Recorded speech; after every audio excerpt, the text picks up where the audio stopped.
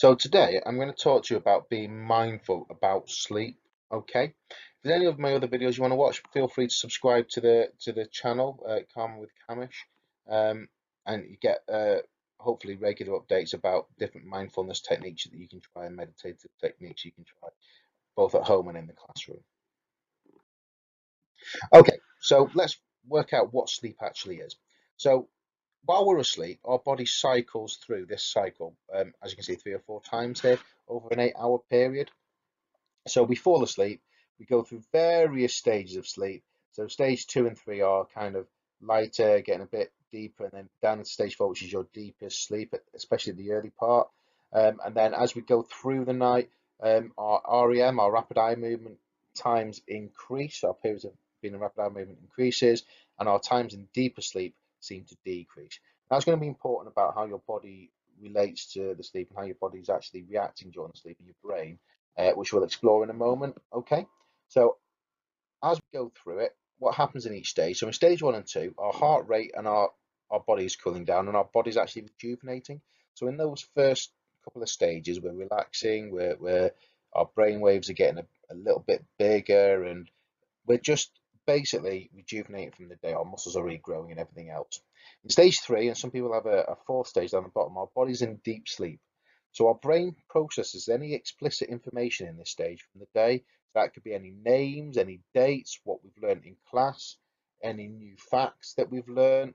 So basically, this is where our brain's taking all those things that we need to remember, and putting them into the long-term memory and processing them and creating links and everything else.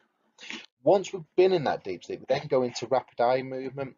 This is the stage which is linked to dreaming and sleepwalking, and it's where we process any creative thoughts such as problem solving and motor skills like walking, running, juggling, and any sports movements we've learned specifically that day. So this is a really important part because it's where we're processing all of that problem solving that we've done that day and how we problem solve going forward. Okay, so here's looking at one sleep cycle in particular, okay?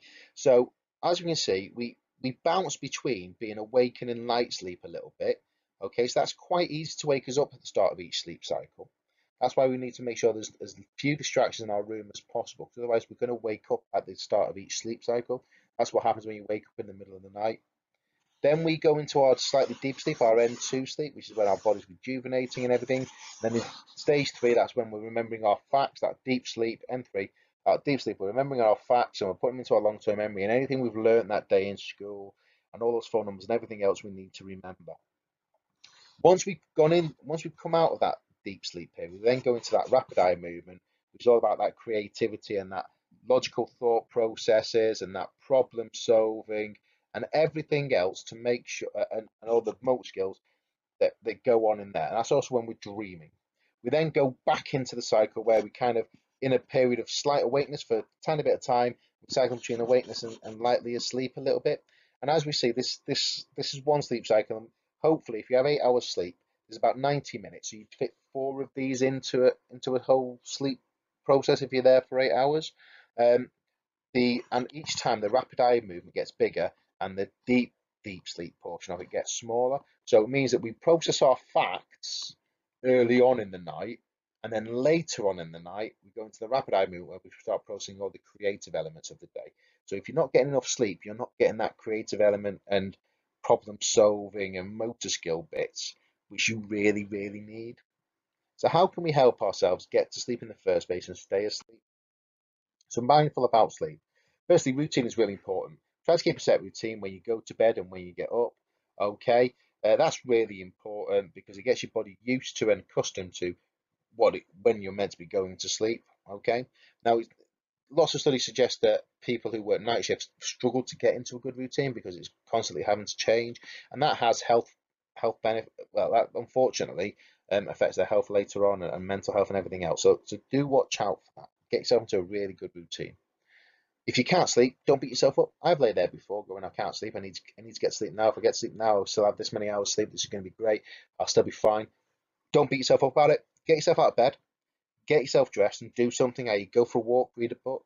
Once you've done that activity and you start to feel a bit tired, yep, go back to your bedroom, take your clothes off, fold them up nice and neatly, get yourself into bed, and then try and get yourself to sleep. Okay, you need to accustom your body basically to the fact that your bed is for sleeping, not for and maybe one other activity, but not for just lying there, staying awake, or lying there watching TV or playing on the computer or whatever.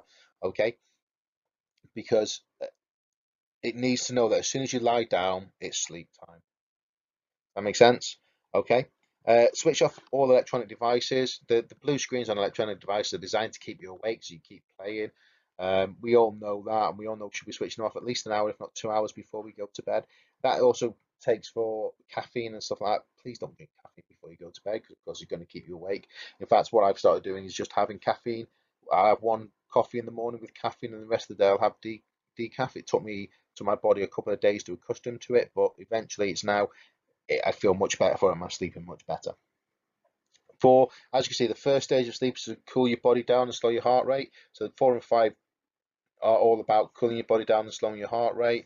So take a shower before bed, perhaps. Put your socks in the fridge. I read this advice somewhere on a hot night. Put your socks in the fridge, and then they're cool, and then you put them on, and your feet will feel cool when you go to bed, and it then cools your whole body down.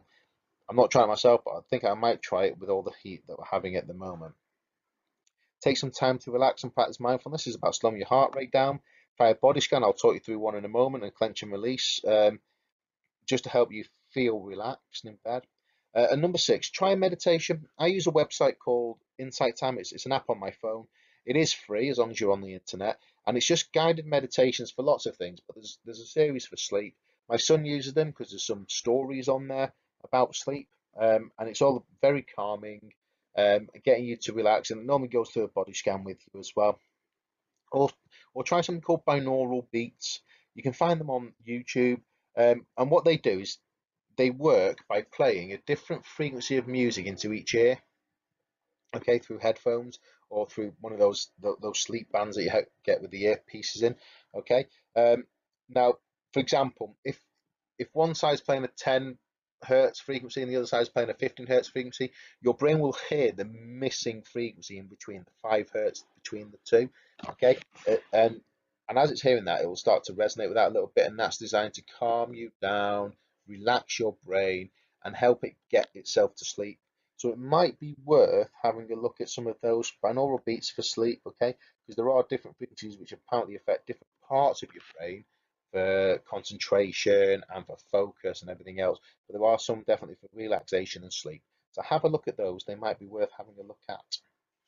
So let's try one of our body scans and clench and release, okay?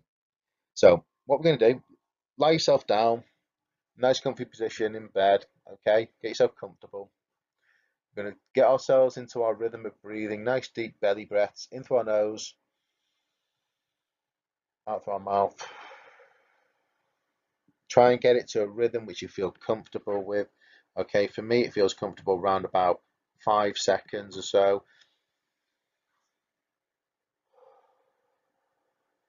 Ins and outs. And what we're going to do is we're going to start with our feet. So we're going to clench our feet, put the tension in there, and then we're going to relax them. So I'm going to mention a body part. I want you to clench it on the in breath. Then on the out breath, I want you to release that tension and just imagine that all that tension from that part is coming out of your body and it's melting into the bed to become super comfortable. Okay, so we'll start with your feet. So clench your feet, an out breath, relax those feet and feel that tension melting away. Okay, now it's going to be your calf muscles, in breath, and then relax that tension. Feel it melting into the bed and going away. Now your upper legs, clench and then release. Feel all that tension melting away again and melting into that bed. Right buttocks, clench and release. Let all that tension go, melting into the bed, and as your backside just melts into that bed. Now your hands, squeeze your hands. This should make your arms in tension. And release on the out breath, nice and slowly. Feel all that tension melting away. Now your shoulders, okay, tense them. And release. Feel all that tension melting away and your shoulders melting into that bend to a nice comfortable position. And finally, we're going to squish up your face, tense your face, and then release that tension.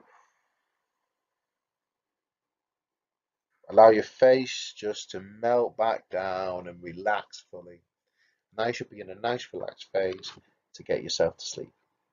I hope that helped. Bye.